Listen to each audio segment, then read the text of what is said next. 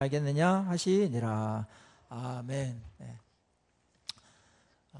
예수님께서 부활을 하신 기점으로 해서 앞에 40일을 사순절, 열순자 써서 사순절 그렇게 이야기합니다. 주일은 빼고요. 40일 사순절로 그렇게 기독교 이제 영역에 그렇게 이제 써 있죠. 물론 우리 개신교에서는 카톨릭보다는 이 기간을 많이 강조하지는 않습니다. 그러나 우리가 신자된 우리로서 예수님께서 이루신 그런 일들을 이 시기에 묵상하면서 따라가는 것은 굉장한 의미가 있고, 또 옛날에 우리 초대교회에도 그런 묵상하는 그런 기간들로 삼아서 이 기간들 동안 묵상하고 또 죄도 이렇게 회개하고 주님께 더 가까이 가고 또 금식도 어떤 사람들은 하고 이러면서 이 기간들을 보냈습니다. 자, 성경의 중심은 누구죠? 예수 그리스도입니다. 예수님의 사역 중에서 그럼 뭐가 가장 중심일까요? 예수님의 고난과 죽으심과 부활하심이죠. 이게 예수님의 사역의 핵심입니다. 근데 이 사역을 구약 내내 예수님의 이 사역을 예언해 왔고, 또 예수님께서 이 땅에 오셔서 그 기간 동안에 그거를 성취하셨어요. 그러니까 예수님을 가장 잘하는 게 우리가 진리를 가장 잘하는 건데, 예수님을 잘 알려면 예수님의 일주일, 고난주간 일주일을 잘 알아야 됩니다. 그 고난주간 일주일에서 이 세상에 오셨어요. 그리고 그날 일주일을 통해 가지고 인류 역사를 바꾸셨습니다. 이 세상을 바꾼 한 주간입니다. 마치 하나님께서 창세기에 일주일 동안 이 세상을 창조하셨죠? 예수님께서는 이 땅을 일주일 동안 통해서 사역을 통해서 바꾸셨어요. 그거랑 버금가는 놀라운 일이 일주일 동안에 이루어집니다. 그래서 오늘 일주일 동안의 예수님의 삶을 추적하고 은혜를 받으면서 보내려고 그래요. 그래서 작년에 초기에 요한복음을 강의하다가 17장에서 마쳤습니다. 그만뒀어요. 기억나시는 분들이 있는지 모르겠지만 몇 분 없으시겠지만은 저는 뭐 잘 기억을 좀 할 수밖에 없죠.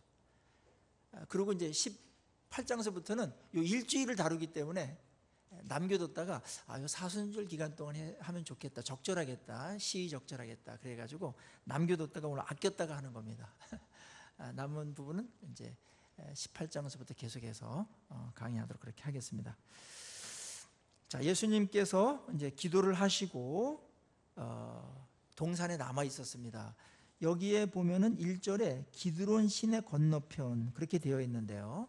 이제 겟세마네 동산이라기도 하고 감람산이라기도 합니다. 같은 장소입니다. 이곳에서 머물러 있었습니다. 그때 이제 유다가 군대를 이끌고 예수님을 잡으러 옵니다. 유다의 배신이 나옵니다. 참 묘한 것은요, 예수님의 그 엄청난 고난의 시작이 가룟 유다의 배신으로부터 시작하고 있다는 거죠. 예수님에게 아마 가장 큰 고통 중에 하나였다고 볼 수가 있습니다. 내부 고발자가 나타나가지고 고발할 것도 없는데, 고발할 게 있다면 아주 의롭고 진리 되시고 정의롭고 사랑 많으신 것만 고발해야 되는데 그렇지 않았습니다. 예수님의 12제자들 중에 한 명이 이탈해서 예수님을 배신해 판 것은 예수님이 인간관계로도 어려운 일이고, 그 다음에 예수님의 하신 일이 완벽하지 않다, 이런 어떤 빌미를 제공할 수가 있는 겁니다. 원수들에게 어떤 공격할 수 있는 결정적인 제보가 지금 하나 나온 거죠. 그런 면에서 예수님에게서 굉장히 이것은 힘들 수밖에 없는 상황이고 굉장히 불리한 일이었습니다.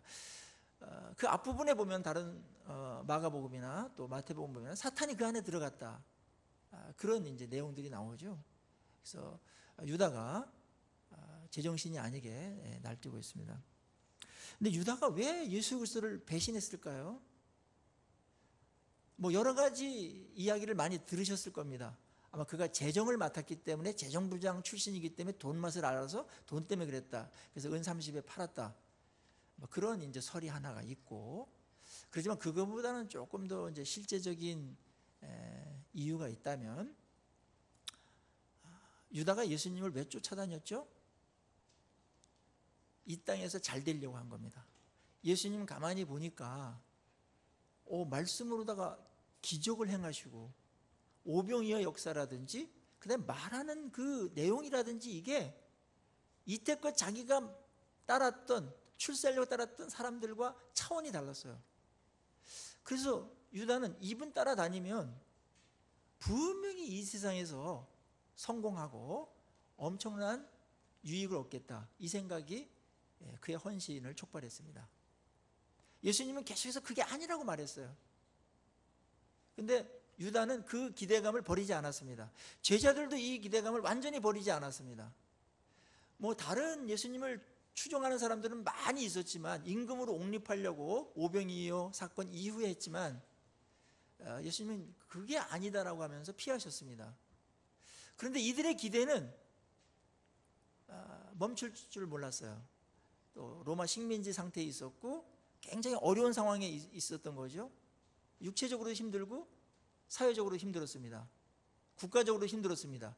메시아가 오면 다윗과 같이 이스라엘 왕이 되셔가지고 온 지역을 지배하고 로마도 무너뜨리고 이렇게 한 것을 기대하고 있었거든요. 근데 모처럼 예수님이 딱 보니까 그걸 하실 수 있는 것 같아요. 그래서 많은 사람들이 거기에 추종을 했습니다. 그 중에 한 명이 가룟 유다입니다. 그런데 초창기 때는 계속 기대감을 부풀게 만들었습니다. 그리고 그거랑 일치된 일들이 많았어요. 근데 한 6개월 남겨두고 예수님 십자가에 지시기, 또 십자가 가까울수록 예수님께서 슬슬 흘리는 말씀이, 나는 이 땅에 나라를 위해서 온 게 아니고 하나님 나라를 세우러 왔는데 또 다른 사람들을 구원하러 왔기 때문에 나는 이 땅에서 왕이 되지 아니하고 다른 사람들의 대속물로 나는 죽으러 왔다. 나는 장로들과 대제사장들과 이런 자들에게 나는 핍박을 받고 순환을 받고 십자가를 지고 죽을 거다. 이 얘기를 이제 막판에 가서 이제 많이 하십니다. 그리고 성찬식 때는 결정적인 말씀을 또 하시고, 또 분위기가 딱 보니까 예수님께서 마음을 정하신 것 같아요.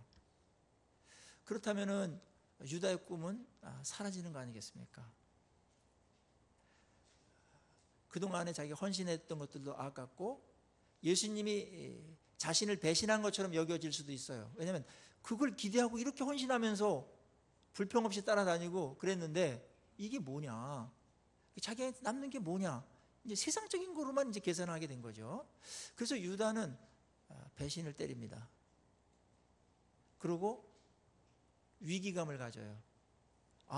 예수께서 십자가의 처형을 받는다면 이제껏 보아왔지만 그 두목이 처형을 당하면 거기에 함께 추종했던 그런 핵심 멤버들도 다 십자가에 매달리는 것을 누누이 보아왔습니다. 십자가를 어떤 때는 20개, 30개, 100개가 매달릴 때가 있었으니까요. 얼마나 무섭습니까? 유다는 이제 생명을 부지하기 위해서 이제 잔머리를 쓸 수밖에 없었어요. 그게 뭐냐면은 예수님의 죽음이 있기 전에 모든 이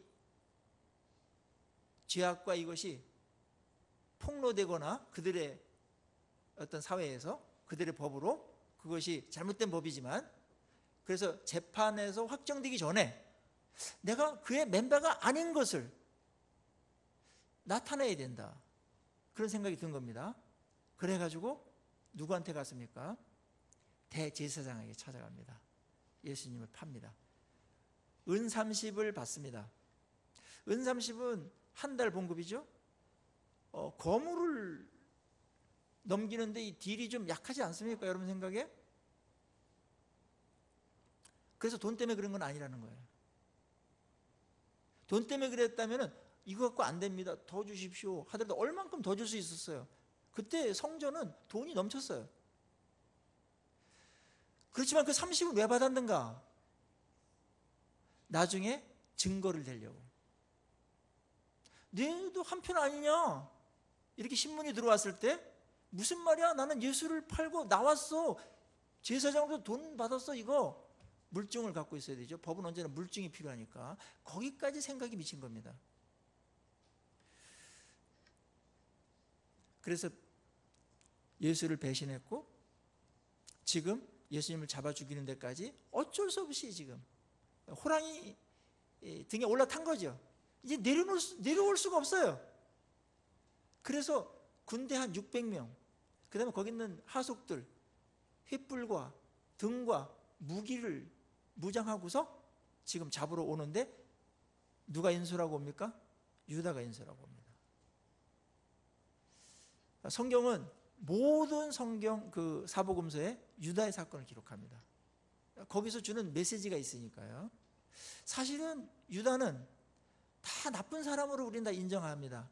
그렇지만 유다가 거기서 고민해서 배신을 때리는 일에는 많은 사람들이 참여하고 있습니다. 그게 쉽지 않은 겁니다.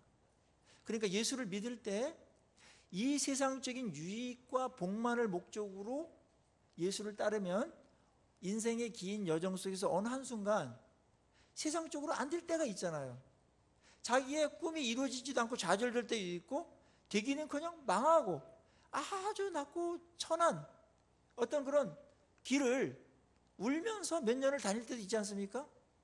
그럴 때 많은 경우에 유다와 같이 세상적으로 하나님은 잘 되는 분이어야 되고 또 내가 어려울 때는 무조건 도와주고 세상적으로 성공시켜줘야만 나는 예수님을 인정하고 하나님을 인정할 거야.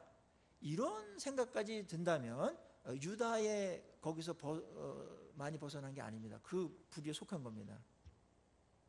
그런 사람은 반드시 시험을 당하게 돼 있어요. 잘 될 때야 뭐 하나님 할렐루야 하고 혼자 가장 잘 믿는 것 같지만 그러다가 어느 순간에 우리가 하나님께서 연단을 시키려고 하든 또 다른 어떤 기회를 주려고 하든 또 그 어려운 속에서도 많은 사람들이 위로를 베풀고 거기에 하나님의 영광을 돌리게 하든 뭐 하나님의 그 수가 많지 않습니까? 늘 평탄한 길만은 아니니까요.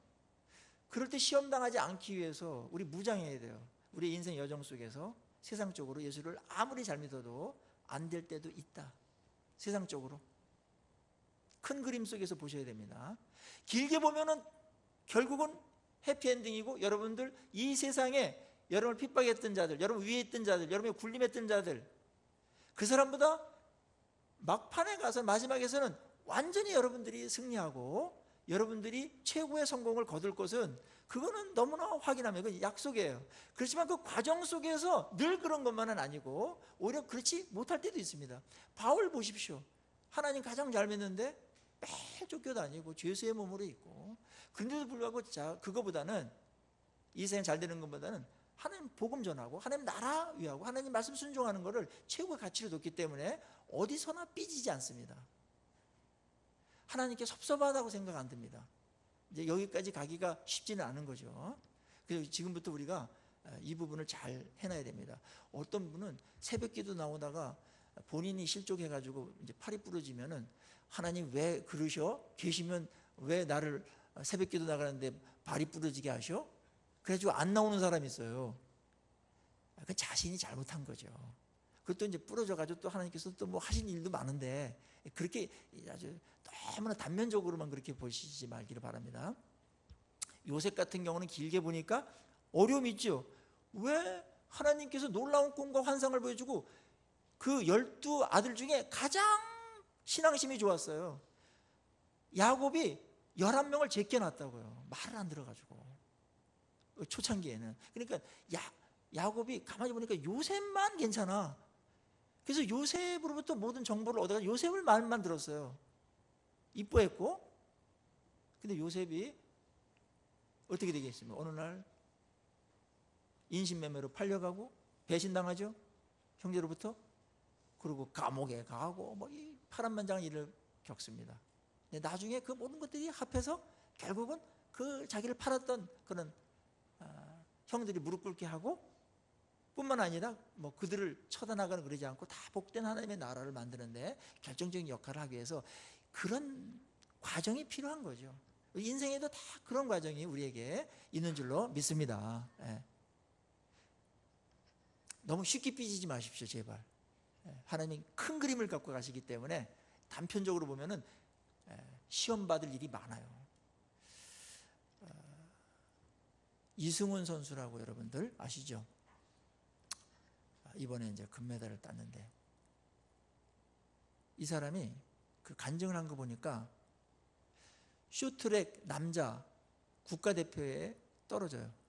그래서 너무나 상심하고 좌절합니다. 그게 모든 걸 걸었는데 얼마나 훈련이 많은지 모르고, 그 다음에 그거 한 사람들은 다른 걸 하지 않지 않습니까? 오직 그것만 하고 다른 길이 없어요. 뭐 공부를 하거나 그럴 수가 없어요. 무슨 재주가 없어요. 그거밖에 할 수가 없는데 국가대표에 떨어지니까 좌절합니다. 신앙이 좋았어요. 4대쯤 있는 아들이었는데 교회를 떠납니다. 하나님 왜 그러셔? 하나님 계시 왜 그러셔? 떠납니다. 근데 이제 그 어머니가 엄청나게 기도를 하시고 할머니가 계속 기도합니다. 하나님께서 쓰실 일이 있을 거야. 길게 보자. 하나님께서 무슨 계획이 있으시겠지. 그래서 들어오지 않았어요. 이 젊은 나이에, 10대 나이에 삐져가지고 교회 안 나왔어요. 하나님 계시 왜 그래? 하나님 안 믿는 사람 잘 되더만 하더구만 이러면서 삐졌어요. 그래서 이제 삐져봤자 나가봤자 뭐 되는 것도 또 없고, 뭐 그러니까 다시 이제 들어오고, 또 이제 어차피 이제 교회 생활을 했으니까 가야 또 어디 가겠습니까? 다시 들어와서 이제 하나님 또 기회를 주시면 제가 또 잘하겠습니다 이러면서 하고 있는데, 어느 날 너 좌절하지 말고 한번 그게 꺾였다면, 그게 문이 닫혔다면 다른 문을 한번 찾아보는 게 어떠냐. 그래서 하는 건 그거밖에 없고, 그러니까 장거리로 한번 바꿔 봐야 되겠다 이런 생각이 드는 거예요. 장거리 스피드 스케이팅으로. 거기는 벽이 그렇게 높지 않으니까. 그래서 거기서 이제 국가대표로 뽑히기만 하면 좋겠다 이래가지고 뽑혔습니다. 그래가지고 밴쿠버 올림픽에 가가지고 1000m 금메달, 5000m 은메달 이렇게 따죠. 그러니까 하나님께서 이제 그에게 위로를 또 베풀어 주신 거예요. 근데 이번에는 뭐냐면 매스 스타트라고 그래가지고 처음 채택된 종목이죠. 근데 이거는 그거 나오자마자 모든 그 메달권에 있는 사람들을 이제 보았는데, 그 중에 가장 유리한 선수가 이승훈 선수다. 왜냐하면 쇼트트랙을 했으니까 코너웍을 잘 할 수가 있어요. 근데 크라모나 이런 선수들은 세계적인 선수지만 코너를 돌 때 이게 너무 스피드가 있으니까 확 밀려가가지고 좀 넓게 도는 거예요. 그때 이제 그 사이를 파고들어가지고 이제 우승하지 않습니까? 그래서 이승훈 선수를 위한 종목이다 이렇게까지 말이 나왔고, 뭐 따놓은 당상이다, 뭐 올림픽 금메달 맡겨놨다 이런 얘기들도 많이 들었었습니다. 저는 그걸 보면서 하나님께서 우리를 인도하실 때 어느 한 면에서는 좌절을 겪게 하실 때도 있다. 우리 삐질 수도 있다. 그래서 하나님께 우리를 또 버리지 않는 것이고, 종목을 바꿔서라도, 아니 종목을 만들어서라도 새로 사용하실 수 있다. 아멘입니까? 네. 그렇습니다. 하나님은 창조의 하나님이시니까 얼마든지 도우시려면 수가 너무나 많으세요. 그 중에 한 부분이에요. 아주 일부분이에요. 1000분의 1000개 중에 하나를 지금 쓰신 거예요. 그래서 놀랍죠? 물론 어떤 사람은 바울처럼 끝까지 충성하다가 그냥 세상에서는 뭐 그렇게 뭐 대단하게 꽃을 피우거나 그러지 않고 그냥 세상을 떠나고 소천할 수도 있어요. 그렇지만 그의 인생에 누가 실패했다고 보겠습니까? 바울을 그때 감옥에 놓고 했던 백부장이 승리했습니까? 시저가 승리했습니까? 지금 보면은 바울이 엄청나게도 승리한 거죠. 그 사람들이 이름도 몰라요. 그냥 한 인생을 그냥 그게 전문자라고 살다가 그냥 사라진 겁니다. 유다도 그런 백성 중에 하나였었죠. 안타깝습니다. 유다의 최후를 우리가 압니다. 이러다가 자기 생명을 부지하고 출세하려고 그러다가 자기 기대를 버리지 않았어요. 자기의 꿈과 야망보다는 하나님을 더 섬겨야 되는데 거꾸로 돼버렸어요. 야망이 우선이고 내게 안 이루어진다면 하나님도 필요 없고 예수도 필요 없다. 그렇게 돼버린 겁니다. 근데 그의 인생을 보면은 꿈도 못 이뤘고 오래 살려고 배신했지만 빨리 죽었습니다. 더 빨리 죽었습니다. 그것도 의미 없게 비참하게 자살로 죽었습니다. 이거는 우리에게 굉장히 중요한 반면교사가 되고, 하나님을 믿을 때 어떤 동기로 주님을 믿고 어떤 동기로 교회에 나와야 되는가, 그래야 시험이 안 들고 끝까지 갈 수가 있는가, 이거를 우리가 볼 수가 있습니다. 그래서 이거를 기록한 것 같아요. 자, 이제 유다가 사람들을 끌고 왔을 때 예수님께서 당당하게 그들을 대면합니다. 누구를 찾느냐 이랬습니다. 그때 그들이 나사렛 예수요 그랬습니다. 그때 예수님께서 내가 그니라 그랬습니다. 이 말은 굉장히 그 신학적으로 깊이 있는 말인데요. 내가 그다, 에고 에이미라는 말인데, 예수님께서 이 말을 쓴 것은 자신이 하나님의 아들인 것을 계시한 말이었습니다. 마치 하나님께서 나는 나다, 나는 스스로 있는 자다, 이렇게 말한 거랑 똑같은 용어예요. 나는 하나님의 아들이다, 나는 신성을 가진 자다, 이런 표현입니다. 그 이야기를 이들에게 소개하면서 자기 계시를 또 한 거죠. 예수님은 어떤 아주 위기 상황이든지 아주 급박하고 절박하고 절체절명의 상황에도 하나님의 뜻을 이루는데 온 생각과 마음이 사로잡혀 있었어요. 그래서 여기서도 자신을 드러내고 하나님의 아들 구세주인 것을 드러냅니다. 이때 이들이 주춤하더니 내가 그니라 이렇게 했을 때 물러가서 땅에 엎드려졌다, 이런 표현이 6절에 나옵니다. 이 상황이 정확히는 어떤 상황인지 모르겠는데 하나님의 신적인 능력에 대한 선포가 되자 이들의 그 권위와 그것에 눌려서 확 나가 떨어진 것 같아요. 확 엎드려 경배한 것 같아요. 이거를 약간 보여준 거죠. 하나님의 아들임을 하나님께서 약간 그들에게 나타내신 것이죠. 그렇지만 그들은 그런 위엄과 권위에 눌려 있었지만 그들의 임무가 있었기 때문에 다시 털털 털고 일어나가지고 예수님을 체포하려고 그랬습니다. 그때 예수님께서 내가 나사렛 예수고 내가 너희들 체포하려고 하는 그 사람이니까 내 이 제자들은 돌려보내라, 그렇게 말했습니다. 하나도 상하지 않게끔 하겠다고 하신 약속이 있었고 말씀이 있었죠. 그걸 응하게 하려고 그랬다는 말씀이 여기에 기록되어 있습니다. 여기서도 예수님의 말씀이 어떤 건가를 우리가 알 수 있습니다. 예수님의 말씀은 하나님의 권위를 가진 말씀이고 그것은 반드시 성취되는 말씀이라는 것을 다시 한번 보여주죠. 지금 요한은 그것을 계속 추적해 가고 있습니다. 예수님이 어떤 분인가를. 그러니까 예수님의 예수님 되심, 그거는 모든 순간에 나타나는 거예요.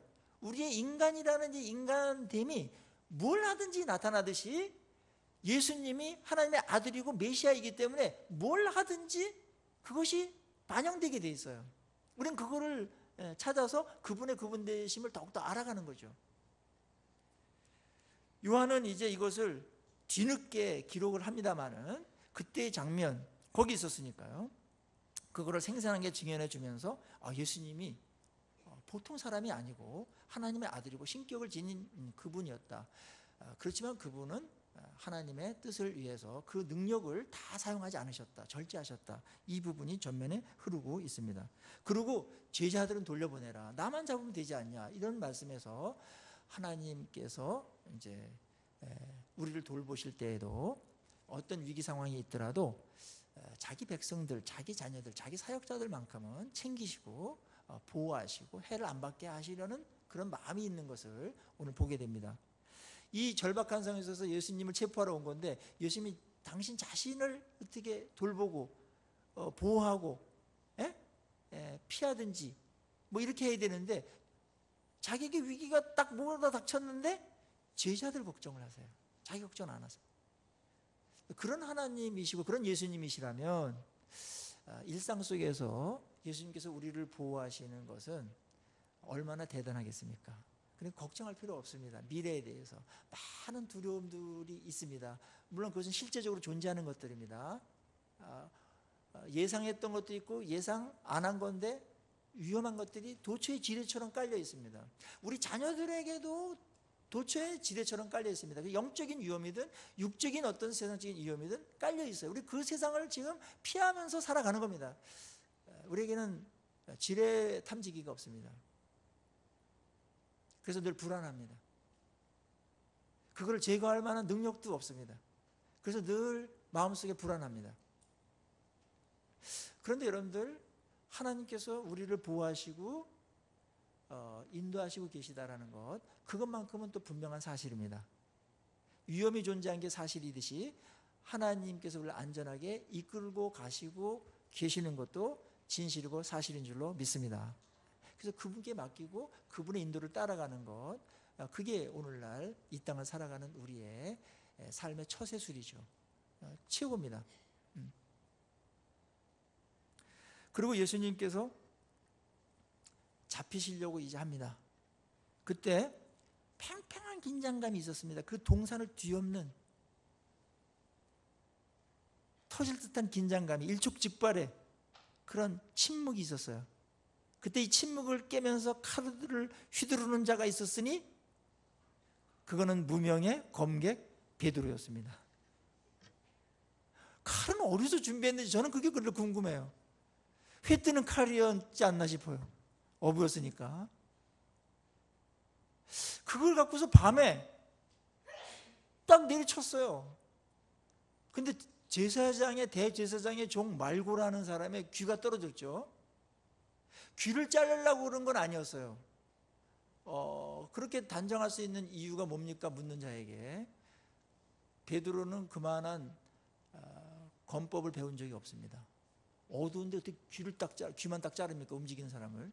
무슨 피하려고 그랬는데 귀만 딱 어떻게 자릅니까? 그거는 검객 중에서도 최고수도 그거 못합니다. 그냥 쳐버리려고 그랬어요. 근데 이제 죽으면 안 되니까 하나님께서 피하게 하셨는지 귀만 딱 잘라주세요. 그리고 예수님께서 그 귀를 다시 주워가지고 귀 이렇게 붙여주셨습니다. 치료하시는 예수님. 그리고요, 베드로, 칼을 칼집에 꽂아라 이렇게 말했습니다. 참 놀라운 말인데, 이거는 왜 하나님의 일을 하려고 열심을 내는데 칼을 칼집에 꼽으라고 했을까요? 하나님의 나라를 세우는 것이 목적인데, 하나님의 나라를 세우는 것은 칼로 하는 게 아니다. 또 아직도 모르냐? 그럼 뭘로 합니까? 묻겠죠? 말씀으로 합니다. 무력이 아니라 하나님의 나라는 말씀으로 하는 겁니다. 말씀의 능력으로. 그리고 사랑으로 하는 겁니다. 그래야 사람을 얻습니다. 그래서 예수님께서 무력을 쓰지 않으세요. 마태복음에는 이 장면을 기록하면서 내가 아버지께 구해서 12영이라도 보내달라고 해서 그 영을 구하면 하나님께서 보내주시지 않겠냐, 이런 말씀하시죠. 영이라는 것은 군단 단위입니다. 6,000명입니다. 그러니까 이제 72,000명의 천사들이라도 보내가지고 이거 해결할 수 있다. 나는 한 명의 천사가 11만 8천 명을 죽일 수 있는 막강한 그런 힘을 갖고 있는 거 구약에서 보셨죠? 그러니까 7만 2천 명의 천사를 풀어놓으면 어떻게 하겠습니까? 그 정도의 실력이나 능력이나 힘이 없어서 내가 그러는 거 아니다. 칼 꽂아. 그렇게 말했습니다. 하나님의 나라가 어떠한 성격으로 어떠한 것을 도구로 해서 이루어져야만 정상적인 것인가를 예수님께서 보여주는 아주 극단적인 예입니다. 기독교는 하나님께 복을 받으면, 축복을 받으면 힘이 생겨요. 거기에 유력자들도 나올 수 있습니다. 대통령도 나오고 국회의원도 나오고 장관도 나올 수도 있고요. 중앙정보부장 이런 사람 나올 수 있어요. 그런데 여러분, 그 사람을 통해서 그 힘 갖고 하려고 하다가 보면은 하나님의 방법으로 하지 않게 됩니다. 충돌하게 돼 있어요. 이 십자군 전쟁 같은 게 대표적인 기독교의 참 큰 실수입니다. 힘이 있으니까 돈을 사가지고 용병 사가지고 막 때려 부셨거든요, 모슬렘들. 그래서 모슬렘들은 열십자만 보면 아주 그냥 소름을 돋습니다. CCC, 크루스, 절대로 모슬렘 지역에 전도 못 갑니다. 하나님의 방법, 예수님의 방법을 놓쳐버린 거죠. 우리는 그렇게 만용을 부릴 수가 있어요. 베드로처럼. 또 예수님께서 그렇게 해주기를 또 촉발하는 그런 행위를 한 거예요. 베드로라고 해서 왜 몰랐겠어요? 지금 게임이 되지 않지 않습니까? 600명의 로마 군인들 무장한, 그리고 12명밖에 안 되는 이 상황 속에서 칼 휘두른다고 해가지고 이 길이라는, 또 저들이 도망가고 물리친다? 그거는 베드로가 모를 리가 없지 않습니까? 그런데 왜 베드로가 무모한 만용을 부렸을까요?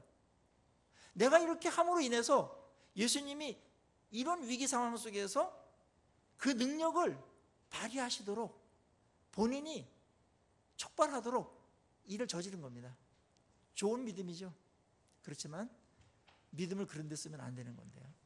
아직도 베드로는 예수님에게 자기가 가지고 있었던 세상을 뒤집어 엎는, 그리고 새 나라를 만드는, 물리적으로 정치적으로 힘으로 그 마음을 아직 내려놓지 않고 있어요. 예수님께 이런 상황인데 당신 그걸 쓰셔야 되지 않습니까? 왜 능력이 없으시면 모르지만 능력이 있으신데 이때 쓰셔야죠 하면서 예수님께 사실을 요구하고 있는 셈입니다.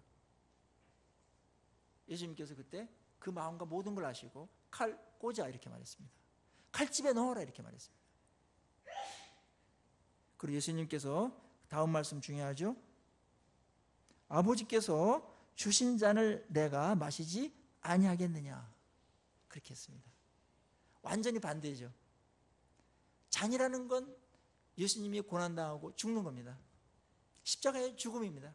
무력하게 나는 잡혀서 죽는다. 그것이 하나님의 뜻이다. 하나님의 뜻이라는 것은 최선이다. 나는 거기에 순종하고 있는 거지, 이 상황을 모면하거나 그런데 내 생각이 없다. 예수님 단호하셨어요. 지금 굉장히 중요한 순간입니다. 예수님께서 여기서만 무력을 하나 사용했다면 기독교는 이걸 근거로 해서 힘이 생기는 것만큼 믿지 않는 사람들 엄청나게 짓밟았을 것입니다. 그런 오류들이 카톨릭에 있었어요. 카톨릭 국가가 됐으니까. 아주 어두운 시절이었습니다. 십자가의 방법이 아니었습니다. 예수님의 방법 보십시오. 죽음으로써 그들을 사랑하고 하나님의 말씀을 끝까지 붙들면서 말씀이 이루어지기를, 그게 하나님의 나라를 정상적으로 세우는 일임을 예수님은 명확하게 하고 있습니다. 예수님이 능력이 있는데 자신의 어떤 보호나 어떤 교회를 세우기 위해서 무력 쓰신 적 있습니까? 없습니다. 그런 면에서 우리 예수님을 믿는 분들이 개인적으로도 어떤 힘이 생겼을 때 그 힘만 갖고서 뭘 하려고 하면 안 됩니다. 그 힘을 섬기는 데 쓰시고, 그 다음에 높은 지위에 있다면 많은 사람들이 복이 되게끔 쓰시고, 또 어떤 것을 갖고 있어서 영향력이 있다면 그 가진 것을 많은 사람들에게 섬김으로 인해서 하나님의 나라가 정말 아름답고 정상적으로 이루어지도록 해야지, 세상적인 힘으로다가 눌러버린다든지 또는 그 힘을 사용해가지고 뭐 강제성을 떠가지고 뭘 하려고 이렇게 한다든지, 그거는 예수님의 방법이 아예 아니라는 것을 우리는 선을 분명히 해야 됩니다. 이 방법론에서 교회가 많은 실수를 하고 개인적으로 신앙이 좋다는 사람들도 방법 면에서 아주 오해를 해가지고 덕이 안 될 때가 너무나 많아요. 예수를 믿었던 장로님들 중에 우리나라만큼 대통령만이 배출한 나라도 없을 거예요. 잘한 분도 있지만 이런 개념이 없으신 것 같아요. 그 힘으로 막 밀어붙이는 적이 너무나 많아요. 물론 국가이기 때문에 세상적인 어떤 논리를 따라서 해야 될 일이 있어요. 이건 교회에서만 사실은 어떻게 보면 적용되는 일이고 우리 백성들이 해야 될 일이지만, 그런데도 불구하고 하나님께서 축복 주신 것은 이런 힘이 많아져 가지고 그 힘을 사용해 가지고 세상을 정복하는 어떤 그런 구도를 갖고 있다면 세계관이 아주 잘못된 겁니다. 사람들의 본능과 죄성 중에 지배 본능이 있어요. 지배하려고 하는 것 자체가 죄입니다. 그래서 충돌하는 겁니다. 베드로도 지금 예수님께 요구하는 거예요. 왜 예수님 지배하세요? 그 힘도 없다 뭐 하세요? 말 한마디면 다 죽을 텐데. 너무 답답했을 거예요. 계속 그랬어요. 요한도 예수님 막 이렇게 핍박하고 그러니까 예수님 하늘에서 그냥 불덩어리가 떨어져가지고 저놈들 다 망하게 하도록 구하세요. 예수님께 그렇게 요구한 적이 있죠? 우리의 마음에 우리의 화풀이 좀 더디기 때문에 오는 참기 싫은 우리의 마음 속에 가장 쉽게 하는 게 물리적으로 하는 거거든요. 그것이 인간관계에서 나타날 수도 있고 어떤 일을 추구할 때도 그런 것이 나타날 수가 있습니다. 그렇지만 그것은 십자가의 방법이 아니라는 거. 여기서 믿음이 좋은 것 같지만 만용이었고요. 예수님의 길을 위하는 것 같았지만 사실은 예수님의 길을 어렵게 하는 자고 방해자였습니다. 그래서 예수님께서 칼 꼽으라. 내가 아버지께서 주신 자를 마시지 않겠냐? 그건 마시는 게 지금 당하면서 마시는 게 하나님의 뜻이야. 하나님 말씀이 이루어지는 거야. 그게 하나님의 나라를 더 굳건하게 더 아름답게 세우는 거야. 그렇게 예수님께서 말씀하고 있는 것이죠. 자, 이제 이 말씀을 갖고 우리가 어떻게 행해야 될지를 다시 점검하고 결단해야 될 시간이 왔습니다. 하나님께서 여러분에게 주신 꿈들, 기도의 제목들이 있죠. 대부분 어떤 것들을 해결하고 얻는 것일 것입니다. 왜 그거를 얻으려고 합니까? 하나님께 주시면 그걸 어떻게 하려고 그러십니까? 감사한금 얼마 바치고 내 맘대로 쓰려고 준 건 아니겠죠? 감사를 모르는 것은 더 잘못이지만 그렇게 해놓고 내 맘대로 그것을 세상 사람처럼 쓰는 것은 그것도 또 다른 잘못입니다. 그렇게 하라고 맡기신 것 아닙니다. 그것이 무엇이든지 간에 그거를 예수님처럼 다른 사람들의 영혼을 구원하고 다른 사람들을 복되게 잘 섬기라고 우리에게 맡기신 겁니다. 그건 상식 아니겠습니까? 이거는 뭐 상식 수준에서 지금 제가 얘기하는 거예요. 어려운 게 아니에요. 뭘 맡기면 그분이 주인이고 딱 알아가지고 다 각 사람에게 필요한 만큼을 맡겨요. 그럼 왜 맡겼어요? 생활하라고 한 거 있어요. 물론 우리의 삶을 위해서.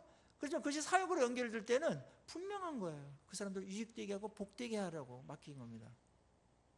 이게 정리가 안 되면 암만 구해도 여러분들의 기도는 들어줄 수가 없어요. 왜냐하면 욕심이 더 증폭되고 있는 것이기 때문에. 십자가의 자기 부인과 완전히 다른 방향으로 거꾸로 가는 건데 하나님께서 어떻게 그걸 들어줄 수 있습니까? 여러분 같은 들어주겠습니까? 그래서 우리가 어떤 걸 구할 때 하나님 이걸 해주면 어떻게 쓰겠습니다라는 그러한 방향과 그 다음에 방법과 자세까지도 함께 기도해야 됩니다. 그러면 하나님께서 안심이 되면 또 덜 안심되더라도 고쳐가시면서까지 그걸 인식하고 있으니까 하나님께서 그렇게 허락하셔서 선하게 사용하실 줄로 믿습니다. 네. 여러분 예수님께서 이렇게 폭력과 무력을 쓰지 아니하고 체포되시고 당하시고 십자가에 죽으신 것이 실패였습니까? 아니지 않습니까? 그게 정말 승리였어요. 그리고 너무나 아름다워요. 많은 영혼들이 거기에 할 말을 있습니다. 그분은 엄청난 힘이 있는 왕이에요. 그럼에도 불구하고 그걸 사용하지 않으셨어요. 왜냐하면 이 땅에 오신 목적을 이루기 위해서 많은 영혼들을 구원하기 위해서 그 길을 걸어가셨습니다. 자기가 당하실지라도 절체정미의 위기 속에서도 그 많은 능력을 한 번도 쓰지 않으셨어요. 그게 십자가입니다. 그래서 십자가는 최고의 지혜입니다. 최고의 능력입니다. 십자가를 그래서 우리는 늘 생각해야 돼요. 모든 영성, 성경이 지향하는 모든 것이 예수님께 집중되어 있고 예수님의 십자가에 집중되어 있습니다. 그래서 교회 맨 꼭대기에 십자가를 세우지 않습니까? 십자가를 통해서 구원 얻을 뿐만 아니라 십자가의 방법으로 살라고 말입니다. 그런데 십자가로 구원은 받아놓고서 방법은 십자가와 전혀 다른 방법으로 쓴다면 교회에 덕이 되지 않습니다. 그것은 십자가를 배신하는 것입니다. 오늘날 다시 돌아와야 됩니다. 십자가로.